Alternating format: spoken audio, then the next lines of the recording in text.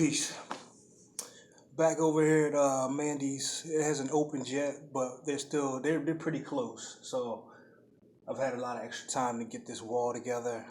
This is part one of the wall. The other one is right over here. It's actually one piece, but it's going to be kind of separated because of a piece of furniture. But today I want to talk about the inner child and the importance of the inner child. We're born into this world knowing intuitively what we're here to do, and through the process, we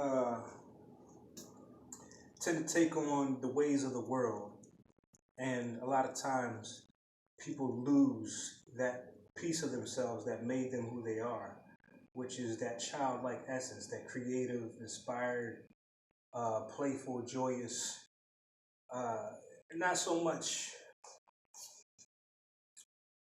going for the result of the thing, but the feeling of it. You know what I'm saying? It's not so much whether it's like when you get ready to go to a theme park or something for the first time. It's just the joy of being able to go there and experience it. But you're not so much caught up in the results of it. You know what I'm saying? What it's going to bring you. You just do it because it's joyous. It's something you want to do. So that's what art has been for me as a personal journey. It's a reconnection with that, and in that process there's a lot of healing that's involved. I've had a couple of conversations recently with people who are getting back in touch or are already in touch with their inner child, and everybody says the same thing. It's that the lessons that you've learned along the way that have made you stronger and have propelled you, if you've been listening to your spirit guides, your intuition, to follow a certain path, even if other people don't see it as acceptable, or you know what I'm saying, like you shouldn't be doing this, you shouldn't be doing that.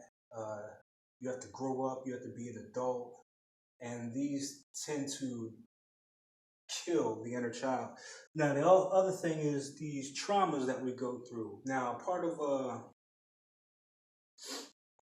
what I do, what I've been doing in the last couple of years, is using it to teach and help people through the visual aspect of getting back in touch with that essence, because this is where your blessings come. This is where you find yourself again in that pure state of joy, where you're not taking anything so personal. You know what I mean? On your journey, I'm sure a lot of people have had very traumatic or ups and downs, kind of experiences. But growing from those experiences and not allowing it to destroy that essence of you is the challenge of this world, of being in this world as it is now. There's a power in the innocence, and that's why a lot of children are disappearing, because that is like an energy source. It's the purest energy source there is. It's like eating fruit fresh off the tree. And its power is immeasurable because it comes from a heart space of not having to look for anything outside of yourself. Able to use, that's like the old saying with some people would rather play, you give them a box of with a gift in it, but they rather play with the box kind of thing.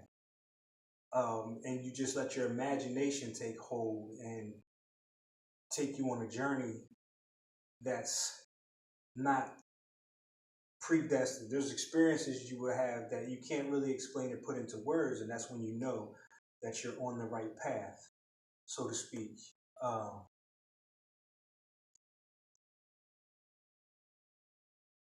The inner child, I tell you, in most cases, the inner child is wounded because of abandonment issues. We're living in a generation and past generations that carry a lot of what we call generational curses. Generational curses that plague each generation that comes afterwards. because the generation before has not had the ability or the opportunity, the information, to rectify these uh, debilitating effects. We have depression. We have all kinds of, people with low self-esteem and worth. People who can't find their purpose in life because they're caught up in the system or the matrix, as you will. Now, going outside of that matrix, going outside of that box, it's not an easy thing to do because not many people, I'm not going to say not too many people, a lot of people still do have that essence in them, and they allow it to shine here and there, but to have it fully present in the moment is a magical power in itself, right? So even with this, as an example, this whole piece that I've been doing for the past week and a half, I didn't plan this to look like this. And I didn't go to the store to buy a whole bunch of fancy, brushes or anything to do this. I actually stumbled upon a box that Rob had laying out front, and he had all these styrofoam pieces. So, I let my imagination run wild with this, and I took the pieces and I just did what felt right in the moment. And in the moment is when you capture the purest essence of what you would call the divine or God. Because when you're dealing with that essence, I would like to call it chaos. You know what I'm saying? That chaos energy. Chaos changes constantly. You can't contain it. And when you contain it, it dies because it's been put into a box. It's not supposed to be there. It's supposed to be ever changing. You know what I mean? And that's what this inner child piece is going to I hope it to inspire the children that come here to be that free, to be this colorful, to be outside of the box. There's not really any lines or borders. I'm not going to do any heavy black lines on this. I'm going to leave it very open and free. And the message that you are all things, and that from you, all things spring forth. You know what I mean? You are the creator of your reality. Now, this is the feminine side of things, as I see it. You know what I'm saying? And along my journey, I've had the privilege to study under a lot of different people, a lot of masters, a lot of people who've had insights, and even people who don't really get into the science like that, but have a general understanding of just how the process works, you know what I mean? And an appreciation for it.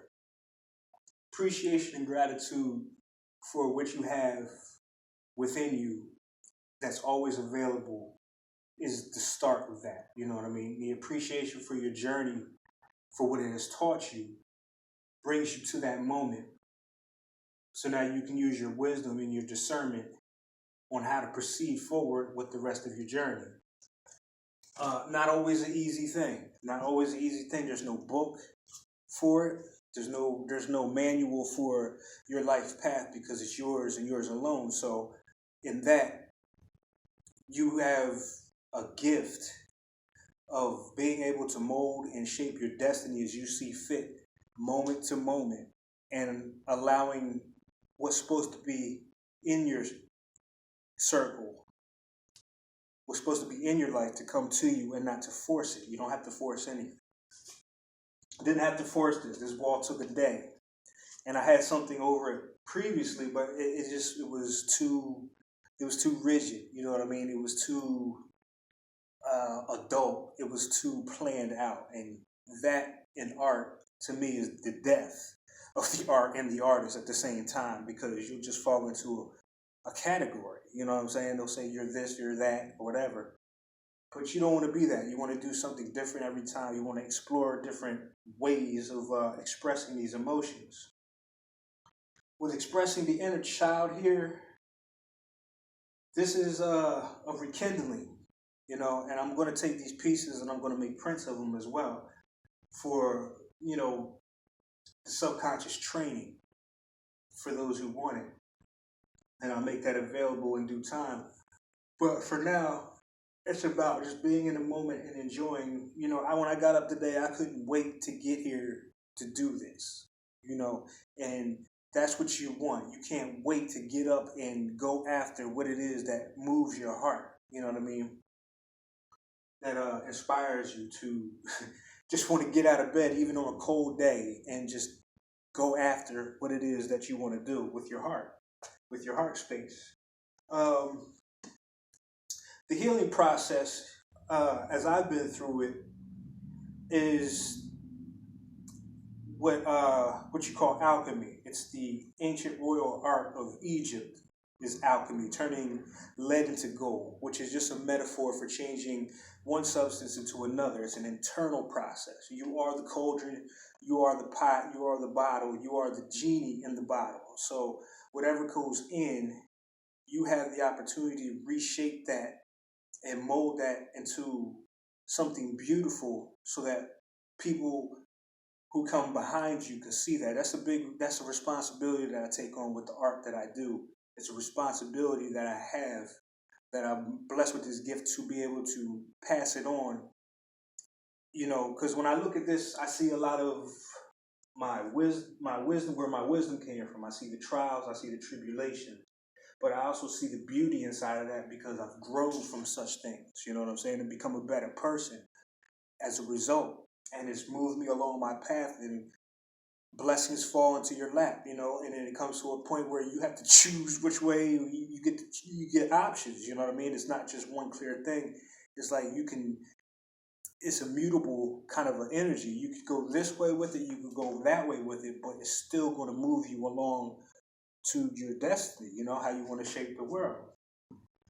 So for the feminine side, the brighter side of things, so to speak, the very vibrant, feminine principle, which embodies all potential in the universe. You know what I'm saying? This is the force of infinite possibilities within the feminine principle, within the womb, the Pisces vesica. You know what I'm saying? Then you have the active principle, which is the male, which is the I of the I am. And that is the initiator. This is the consent. You know what I'm saying? This is the consent form for the masculine. So you put both of these together and you get a full picture of, matter of fact, let's just do that. I haven't put the other one in yet, and I'll give you a nice little close-up of this so you can see the texture in it. It's not very bright in here, but I'll try to get some good light on it. But if you get close, you see there's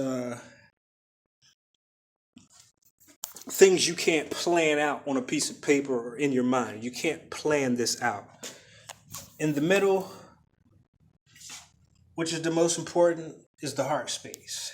The dot in the center represents the source of creation and how it expands. And this will be the masculine side, which is very fiery in nature, very creative, very active. And this is where I'll put the male character at right here. I'll back it up a little bit so you can see. And he'll be somewhere in the middle, and I've already got him in my head because I just allowed it to come. You feel what I'm saying? And if you step back, this will be how it's viewed. Now, this will be in the way a little bit, but I'll make sure it's pulled out so you can at least see the backside. But there's a lot more that's going to go into this mural. But as I was doing it, I wanted to explain a few things about this inner child and how to find it again. It's different for everybody. Finding that inner child, it's as easy as remembering what it was that made you happy. For me, it was being in the woods. I had little secret spots I would go out to. I would watch animals and plants and how they did their things, and insects and birds. Try to mimic what they do or how they sounded. I love, like, Transformers were my favorite toys ever. Just the ability to change, and I realized that that's why I gravitated towards that kind of a genre, because of the ability to change from one form to another, which is alchemy. At the end of the day. And whatever else, cartoons, comic books, anything that your child always gravitated towards, besides the art. I love playing sports, basketball. Later on was martial arts, but these are the things that brought joy into my life. That you just wanted to keep going. You wanted to keep going. You didn't let what other people did or say hinder you. And even if it did, it was like it was a lesson in that you had to learn. And when you came out of it, you were that much better. So that you can give your child the opportunity. You have to think of this child as like you would any physical child that you have. Is how would you take care of your child if you could take care of them the best way that you could? If you had everything that you needed, which you already do, because it's an eternal process. Your abundance, your blessings will all come from within, because you'll put out a signal that draws those things back to you. You know what I'm saying? People, places, and things that'll come back to you as a confirmation of your energy. So, there's been times in my life where I felt unappreciated, abandoned, so to speak. And a lot of people have expressed this through conversations that started as a child with, parents, siblings, and then later on with friends and personal relationships. And these things can shut that child down and close off that heart space if you allow it. See, that's the thing, is you always have a choice. So there's no one to blame for whether you're happy or you're miserable. That is a choice you have to make within yourself. You have to take accountability for your child. And learn to nurture that child again in the way that you see fit. My generation was a lot of single mothers. We didn't have the fathers in the home, or we didn't have the outlets, the proper outlets to express our creativity, and a lot of us got in trouble. You know what I mean? Doing stupid stuff because that's all that was available to us. And through all those experiences, it can make you die out just a little bit at a time. And, in my opinion, that's what the powers that be that control and dictate the flow of what happens on the planet right now, or so they think. You know what I mean? I'll put that out there. Or so they think. To have people in that state where they're relying on everything outside of self and dependent upon them for their entertainment, their sustenance, their insights, their wisdom, their knowledge, you know what I mean? All this secondhand stuff, where you can be doing this on your own very easily. So the message today is just allowing yourself to play in the moment. To be that child again, unapologetically. When you think about a child and how they speak and how they see the world, you'll find your answers there. Especially if you have children, all you have to do is watch what they do. I know a lot of my homeboys, when I grew up, we had G.I. Joes, and we used to make football games out of them. Stuff that it wasn't on the box as far as what you're supposed to do. You know what I'm saying?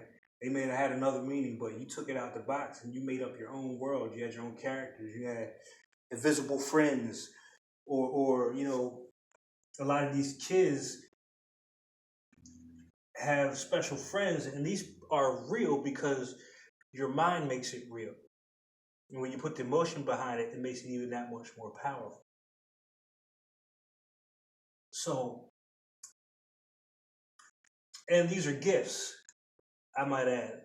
A lot of children, especially these autistic children, are born with a certain frequency. And the reason it's hard for them to communicate is because we're still on such a low vibrational level of relating to one another. When in the past centuries we were telepathic, we were speaking in frequencies and musical note kind of things. And if you want to get funky with it, all you have to do is just go back to the last time you had really good sex, and you hear the noises, the primal noises that we make in those moments, and that is creation in its purest form. Is when a man and a woman come together to create. So that being said, and being that we're a lot older and wiser, we can direct this energy through our imagination. And anything you do with your mate is a creative process from the time y'all wake up to the time you go back to rest. What you do in between there is what makes it magic. It's not, the sex is just the icing on the cake. You feel what I'm saying? How do you relate to your mate in a way where, you know, you kind of build that energy up? There's an intent behind it. There's a passion, there's a love, there's an appreciation for the other principle, because there's an appreciation for the self and who you are and what role you play in that dynamic. A little bit of a ramble today, but I hope you're getting the essence of what I'm saying, the inner child and how to get back in touch with it. As you get older, it comes with sacrifice, because you're going to be forced to give up things that you're accustomed to. You have to let go and make room and make space for that child, just like cleaning out a room. You know what I'm saying? If you had an attic or a spare bedroom and you were going to bring a child in there to stay with you, you would have to clean that out so that that child can have room to play. You know what I mean? Place to put their clothes, a place to put their toys. And even on my altar, you know, when I constructed my altar, I could have went the route of what everybody else does for the most part. You know, the statues you get at the stores, you know, the Egyptian statues, the Hindu statues, whatever, you know, just the candle work and all that. Now, I do have candles, but I put plants and I put my transformers on there. And just like these little kids do with their imaginary friends, I prescribe different assignments to these different entities, because in my mind, they're real. And now I've just given them a physical shape to house that energy. And if I didn't believe in that, it wouldn't work. I wouldn't be where I am right now. You know what I mean? Your imagination, your ability to create in the moment, and manipulate the circumstances. The best things in life are not planned. You know, it's about exploring who you are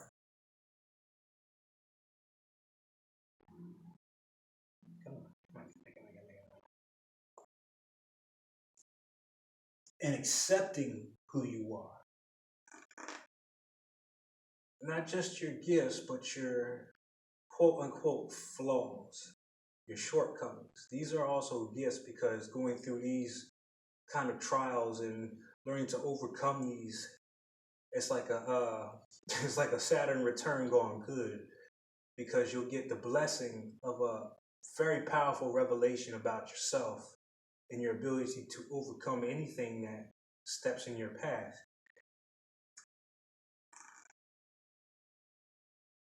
And accepting that's for you and you alone. Now you can have conversations where you can relate with other people who've had similar experiences, but the way it plays out for you specifically is meant just for you on your journey.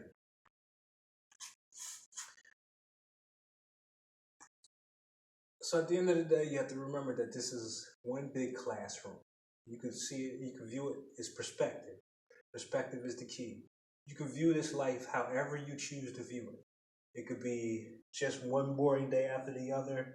Just go to work, pay bills, taxes, you know what they say, and just fall out at the end. Or you can treat this like pre-K, kindergarten. And remember that you have the ability to create a reality in the midst of all this. You know what I'm saying? that works for you and helps you grow and keeps you in a state of joy and personal well-being, that your blessings will just flow naturally to you. You won't have any resistance to it because you understand the game, so to speak. And the game is all about growth on all levels.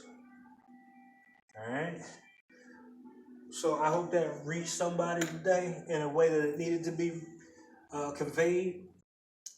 If there's only one person, I'm happy. You know what I'm saying? That reached. Even if not, I'm doing this as a documentation for my damn self because I appreciate the work that I do. You know, I love what I do genuinely. And that's where you got to be at. And that's where you have to be at. That place of appreciation and gratitude for who you are. That there's nobody or anything like you in creation. You know, that's some powerful stuff. So till next time, I'll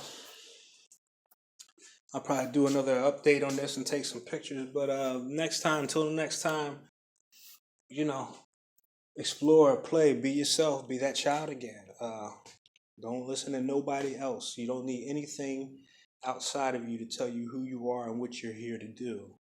That's for you to decide, and you only. And if it's something that doesn't fit into the norm, well, then you really know you're on to something. Because things are supposed to change, and they're supposed to change for the better. Even if it's a bad situation, to find the jewel and the lesson behind that is the victory. And to move on with that wisdom and be able to convey it to other people, that's God. You feel what I'm saying? Peace.